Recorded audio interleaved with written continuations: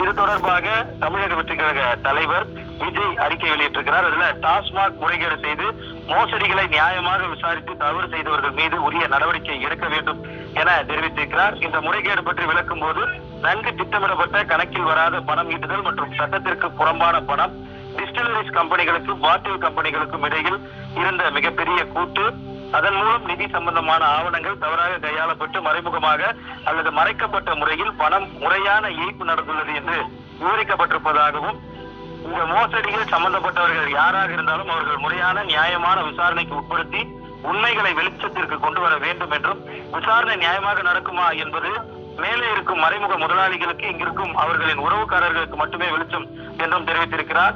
அதே வேளையில் இன்னொன்றையும் குறிப்பிட்டே ஆக வேண்டும். இதே போன்ற முறைகேடுகள் மூலம் ஈட்டப்பட்ட பணம் தான் 200 தொகுதிகளை வெல்வோம் என்ற இருமாப்பு சூளுரையின் பின்னணியாக இருக்கும் போல என்றும், ஆனால் எத்தனை கோடிகள் கொட்டினாலும் இனி எந்த வெற்று விளம்பர மாடல் திமுக அரசின் ஊழல் வித்தைகளும் செல்லாது.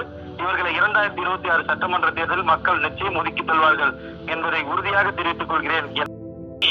பெரிய பட்டியலே அந்த அறிக்கையில் வழங்கப்பட்டுள்ளது. மேலும் இந்த முறைகேடு பற்றி விளக்கும் போது நன்கு திட்டமிடப்பட்ட கணக்கில் வராத பணம் ஈட்டுதல் மற்றும் சட்டத்திற்கு புறமான பணம் பெறுதல், டிஸ்டிலரி கம்பெனிகளுக்கு மாட்டில் கம்பெனிகளுக்கு இடையில் பெரும் மிகப்பெரிய கூட்டு உள்ளிட்ட பிரச்சனைகள் தொடர்பாக அந்த அறிக்கையில குறிப்பிட்டிருக்கிறார். இதை வைத்து பார்க்கும் பொழுது முறைகேடு செய்வதில் பெரும் அனுபவம் வாய்ந்த கைதேர்ந்த மற்றும் நுட்பமான மூளைகளால் மட்டுமே இவ்வளவு பெரிய முறைகேடு நடந்துள்ளதாக அர்த்தம் கொள்ள தோன்றுகிறது எனவும், அமலாக்கத்துறை டாஸ்மாகில் நடந்துள்ள கணக்கில் வராத பண மோசடி குறித்து பயன்படுத்தியுள்ள வார்த்தைகளை பார்த்தால் வெற்று விளம்பர மாடல் திமுக அரசு பற்றி ஒரு ஊழல் இலக்கியமே எழுதும் அளவிற்கு இருக்கிறது என்று தன்னுடைய கண்டனத்தை இந்த அறிக்கையில பதிவிட்டிருக்கிறார். மகளிர் உரிமை தொகை வழங்குதல் பெருமையாக பேசற்ற இதே அரசுதான் மக்கள் நலனை கெடுத்து மதுவிற்கு அடிமையாக்கும் மது விற்பனையும் செய்கிறது. அதே மதுவை வைத்துதான் முறைகேடுகள் நடந்துள்ளதாக அமலாக்கத்துறை தெரிவித்திருக்கிறது.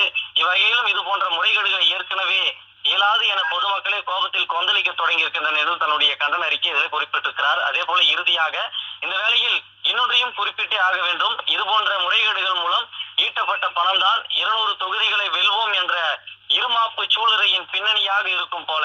ஆனால்